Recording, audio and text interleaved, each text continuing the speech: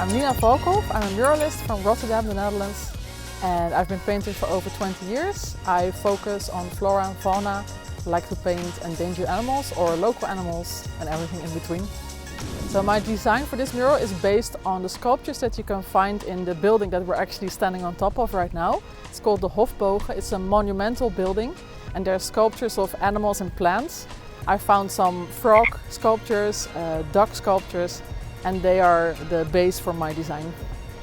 So normally I would take around 10 days to paint a wall like this, but here was a bit extra, 13 days. I was experimenting with the water. I've never painted water before, so that was a little experiment I did. That's why it was 13 days instead of 10.